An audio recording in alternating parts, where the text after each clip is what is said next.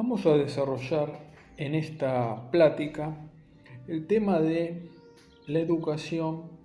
en la América hispana, como la corona española, la iglesia, los reyes, ya está dicho al hablar de la corona, los conquistadores, los misioneros, los encomenderos, los mismos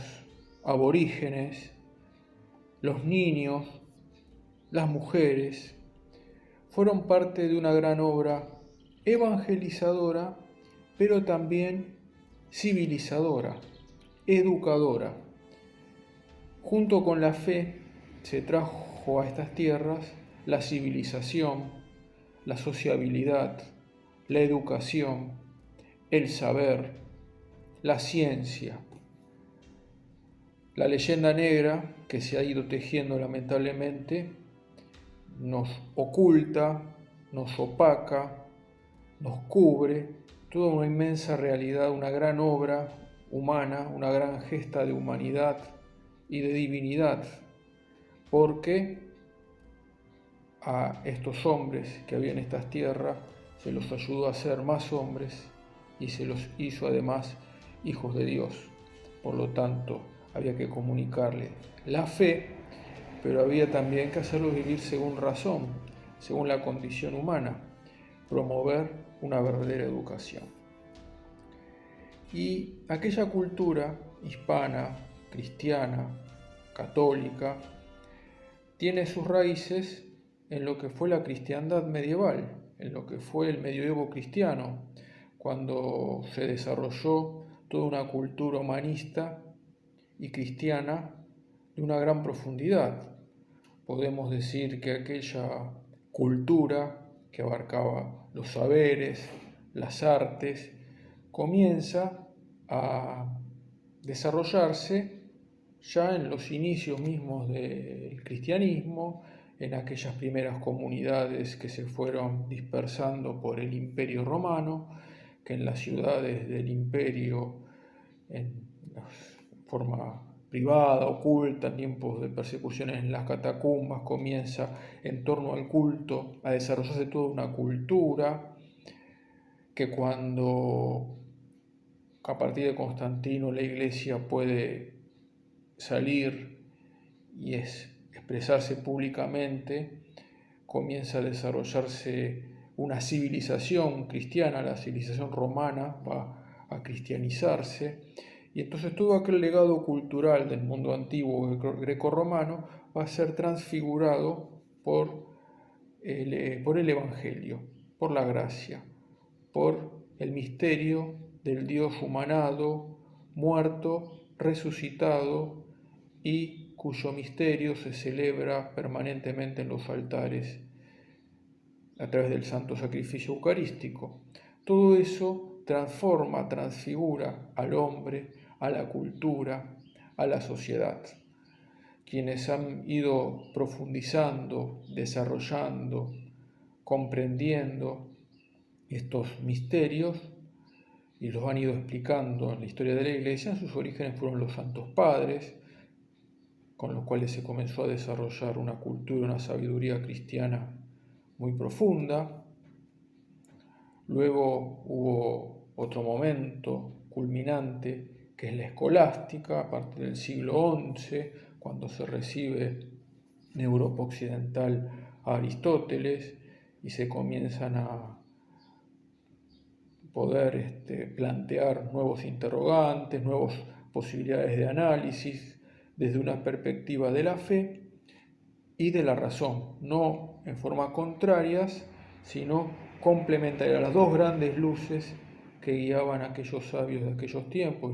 tiempos de la creación de las grandes universidades, que va a permitir todo el desarrollo de la teología, una teología muy profunda. Es el tiempo de las órdenes mendicantes, de la orden de los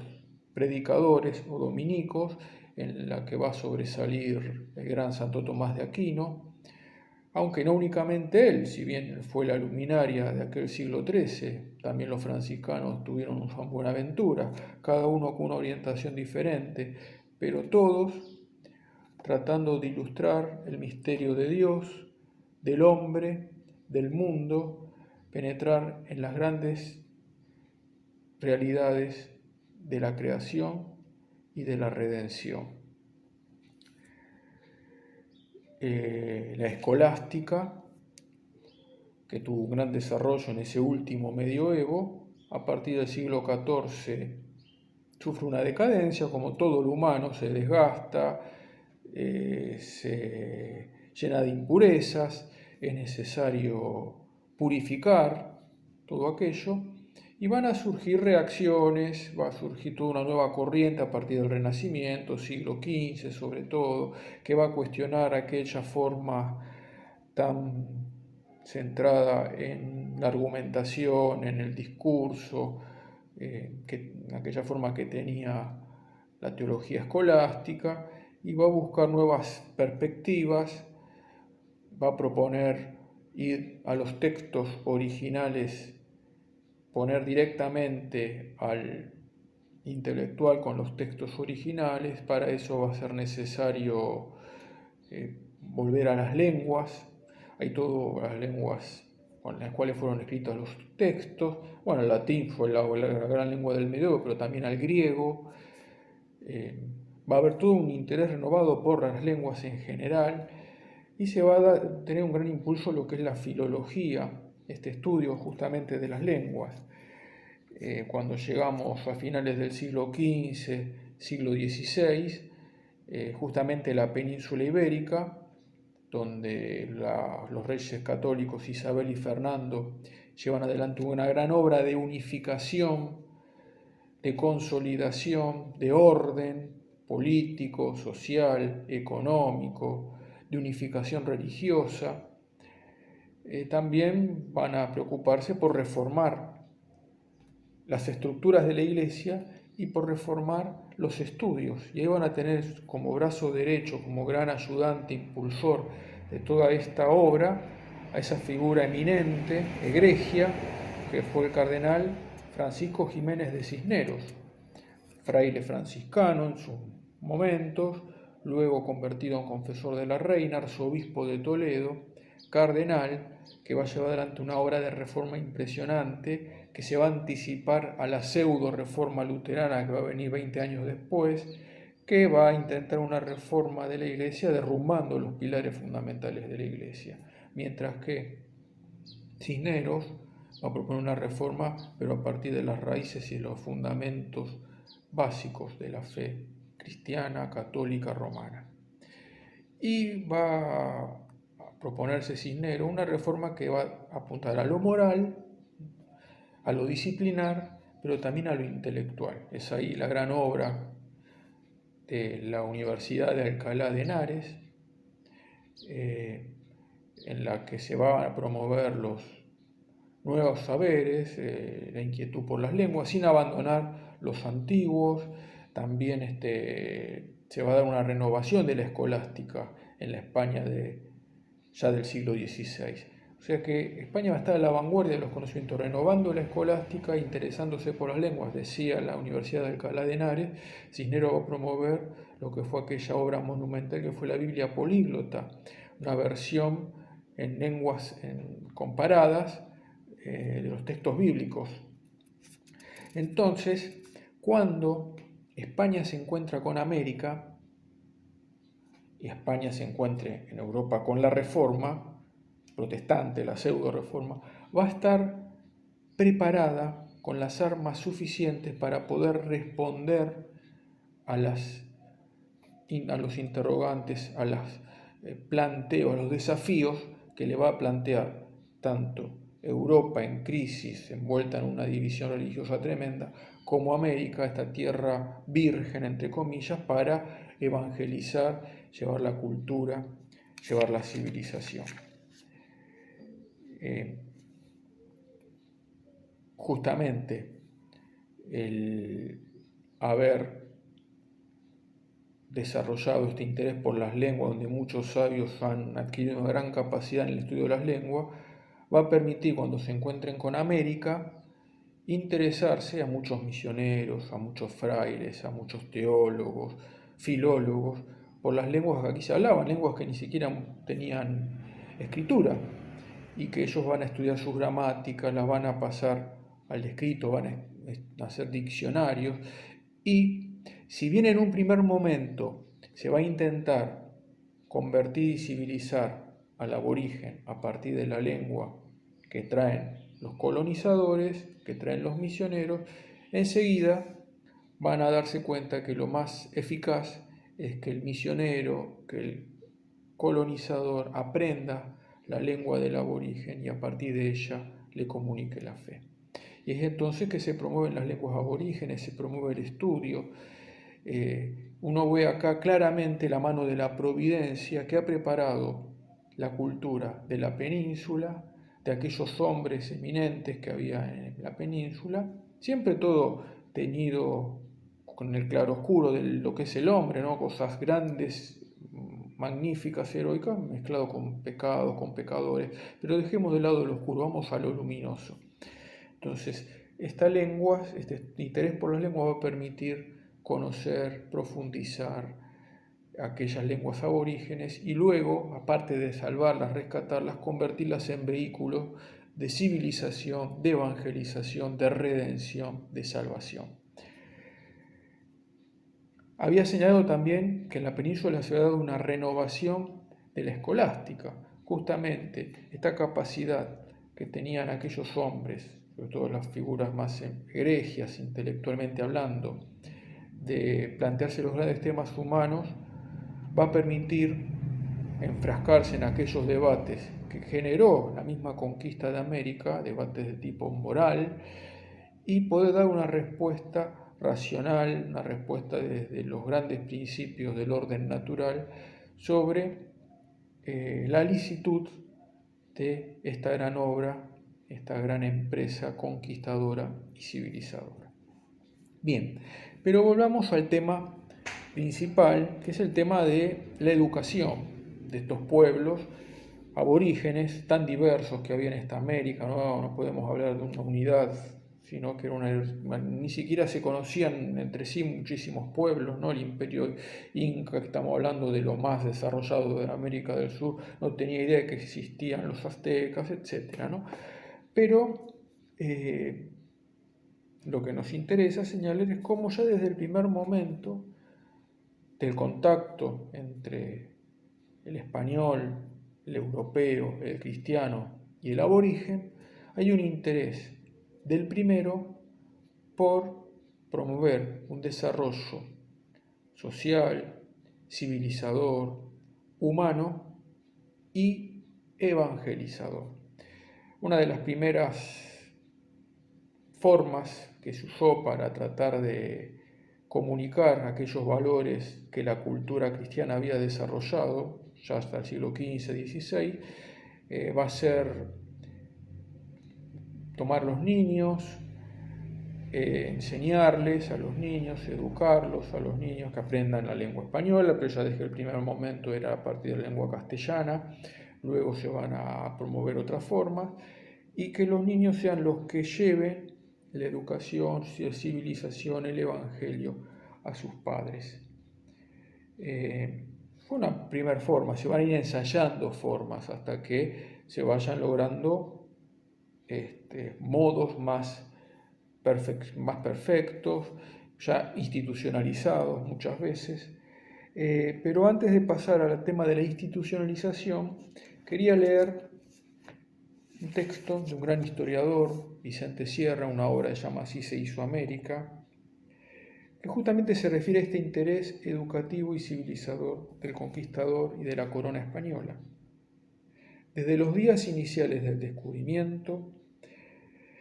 se plantea en la conciencia de los reyes la cuestión misional y se advierte que si el indio no es reducido a vivir en ciertas normas de convivencia que importen dotarlo de un agudo sentido social, va a ser difícil la evangelización. En el capítulo de las instrucciones dadas a Obando en 1503 se dice que se hiciera hacer una casa a donde 2 veces en cada día se juntasen los niños de cada población y el sacerdote les enseñase a leer, escribir y la doctrina cristiana, con mucha caridad. Importante esto, el tema de la caridad, ¿no? Bien, estos son los inicios, pero en pocos años la América hispana se va a poblar de colegios, de universidades, una treintena de universidades desde México hasta el Río de la Plata, en la que se van a promover sobre todo los saberes humanísticos. Los hombres que vienen de la península ibérica están preocupados sobre todo por temas que tienen que ver con la teología, la filosofía, el derecho. Tal vez no tengamos todavía ese interés que se va a dar en la Europa a partir del siglo XVII, que rompe con los principios de la cristiandad, donde se crean nuevos paradigmas intelectuales, donde se buscan conocimientos no que nos ayude a conocer el mundo y desde el mundo llegar al Creador, sino conocimientos que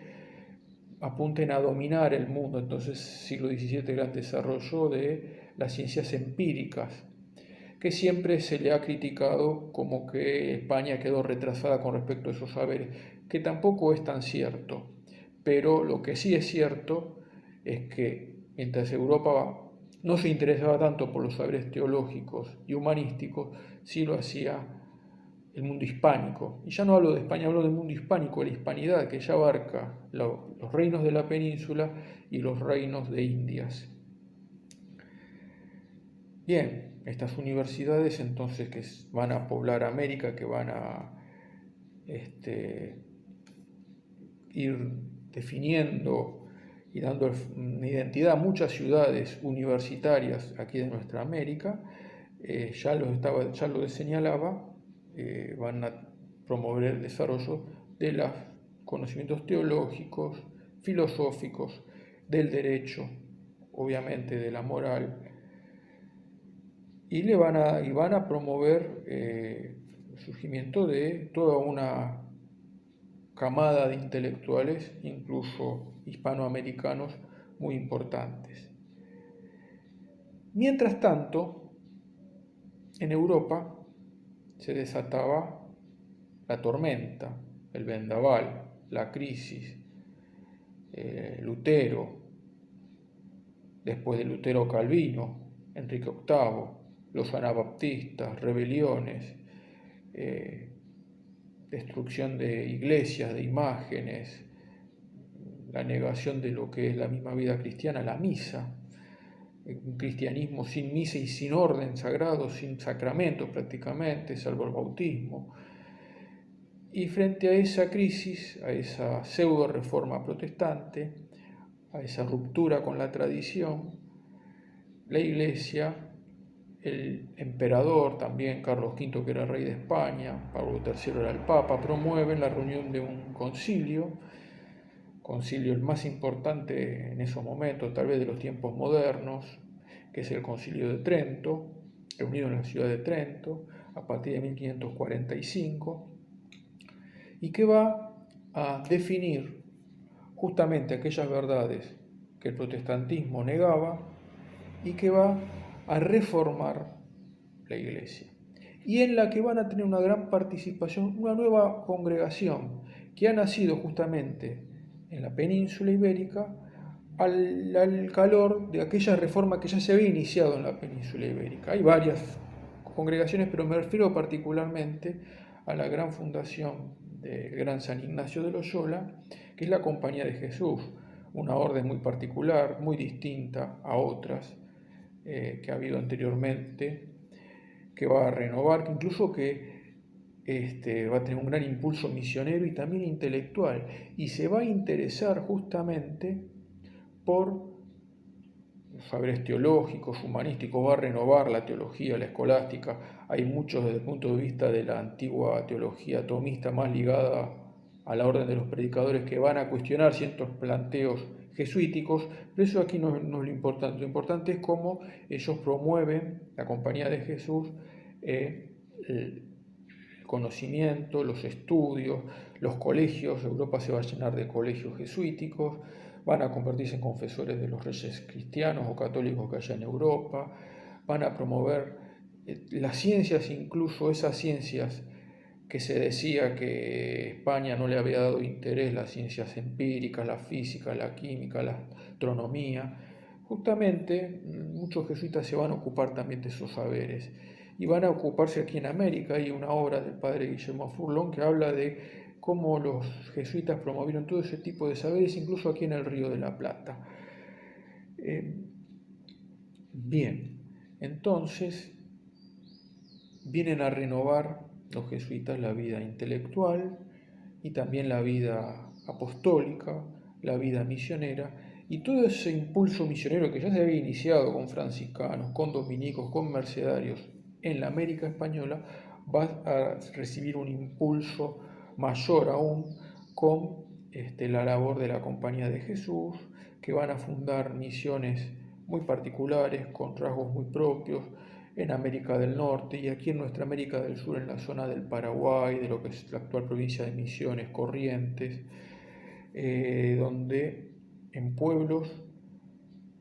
de aborígenes, donde prácticamente no entraba el español, salvo el padre jesuita, que había 2 o 3 por pueblo, en pueblos de más, a veces de 1000 habitantes, donde se promovía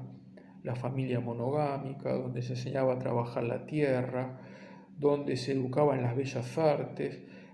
se le impregnaba al aborigen, al guaraní, aquí en nuestros territorios, de un profundo sentido estético, se le enseñaban las lenguas, el latín, su propia lengua, el guaraní. Ha habido diccionarios de la lengua guaraní, evangelios en la lengua guaraní. Ahí está la labor de un gran jesuita peruano,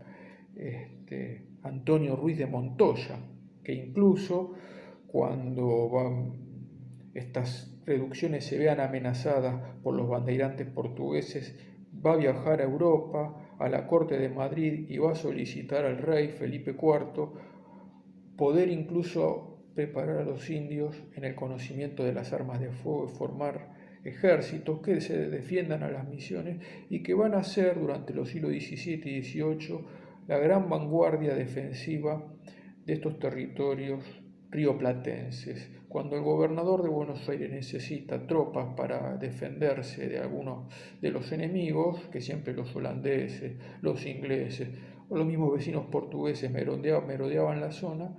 van a estar ahí las milicias de las reducciones jesuíticas sirviendo al gobernador, sirviendo a la corona,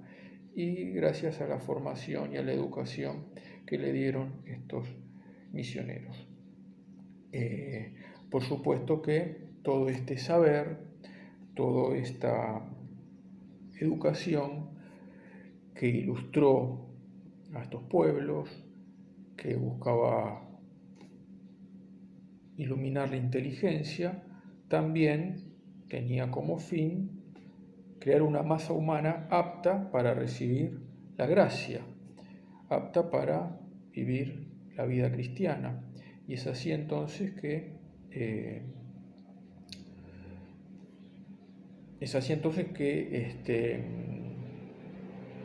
se promueve la santidad de vida. El fin último, en definitiva, es la santidad. Una educación que humanice, que eleve al hombre y que lo una a su Creador y a su Redentor. Hoy día se habla muchísimo del tema de la dignificación de la mujer, la promoción de la mujer. Ya en aquellos pueblos, como también nos cuenta el Vicente Sierra, se promovía la educación de la mujer. En una carta al obispo de México, Juan de Zumárraga, la reina, en 1536, le escribía: también me he holgado, me he alegrado de lo que decís, que hay grandes congregaciones de niñas y muchas hijas de caciques y principales en 8 o 10 casas de 300 y 400 en cada una, que aprenden y dicen muy bien la doctrina cristiana y horas de Nuestra Señora, y que doctrinadas y enseñadas las que tienen edad, las casáis con muchachos que así criáis. O sea que se promovió también a la educación de la mujer.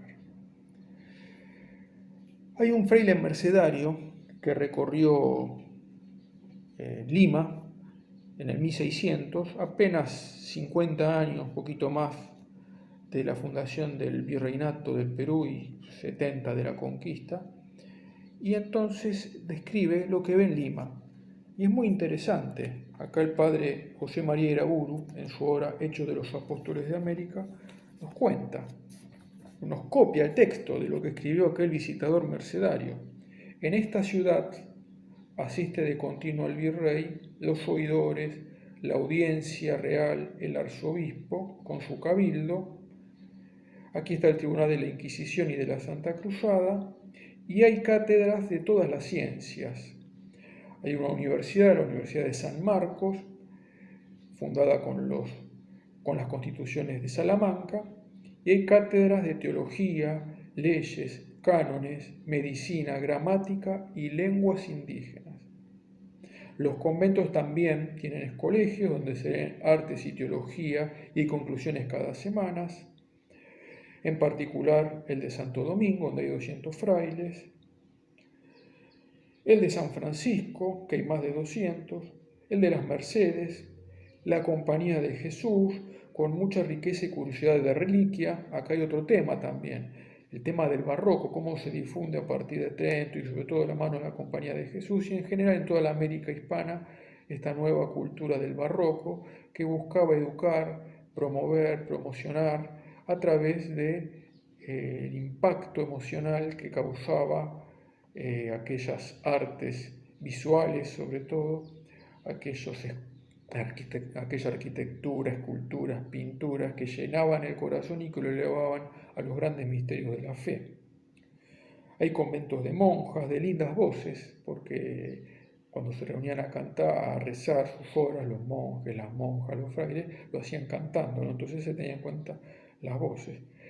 Fuera de la ciudad hay casas de frailes descalzos, los hombres penitentes, austeros, y hay santísimos hombres,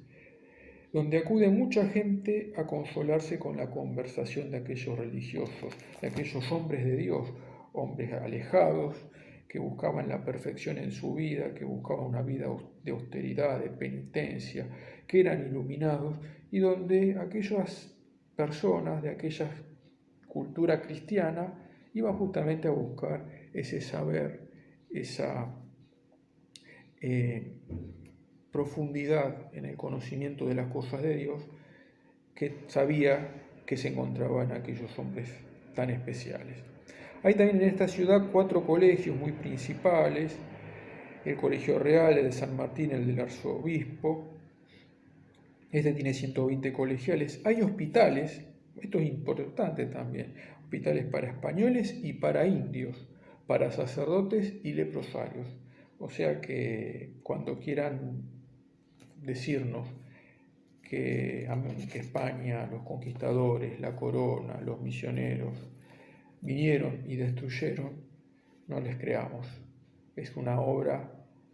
de creación, de civilización, de promoción, una de las más magníficas que ha habido a lo largo de la historia. Y eso arraigado en el alma popular de nuestros pueblos hispanos, de nuestros pobladores, de nuestra América hispana, y Vicente Sierra justamente tiene un capítulo en su obra Así se hizo América, que ya lo he citado un par de veces, donde se refiere a este hecho con el cual quiero ir cerrando esta charla. Dice Sierra: el hombre es un animal tradicionalista, nos ha dicho Vázquez de Mella. La mejor expresión de un alma, de un pueblo, es su poesía popular. Entonces, Sierra muestra cómo todo ese saber que se ha ido comunicando a través de frailes, misioneros, colegios, universidades, escuelas, la labor evangelizadora desde el púlpito, todo eso arraigado en el alma popular del hombre hispanoamericano. Y nos cuenta cómo aquí en mi país, en Argentina, hubo un personaje, Juan Alfonso Carrizo, entre los años 30, recorrió el interior de mi país y fue buscando justamente en los cantos populares toda aquella sabiduría que venía del siglo de oro español y lo fue copiando, lo fue transcribiendo. Incluso hay una obra donde se resumen todos estos cantos, se llama el cristianismo en los cantares populares, ¿no? Y justamente nos dice, cierra refiriéndose a la obra de Juan Alfonso Carrizo, España llega a América y lo primero que dice al indio es que por ser persona es libre. Juan Alfonso Carrizo recogió en las rutas de América todo este saber y entre estos cantos que ha recogido Carrizo, cierra, nos presenta uno en su obra con el cual yo voy a cerrar esta pequeña plática. Mira, hombre, con atención, para qué fuiste criado. Mira ese cuerpo que te han dado, alma, vida y corazón, entendimiento y razón. Haces una culpa grave, es un Dios tan sabio y tan grande a quien la cuentas de dar, y si quieres acertar, aquel que se salva sabe. Sabes que te has de morir, que tienes gloria e infierno, bueno o malo, todo eterno, y que a juicio has de venir. Así debes discurrir. Si tu vida es acertada, allí la disculpa enfada, porque se hace en un momento el de buen entendimiento, y el que no, no sabe nada.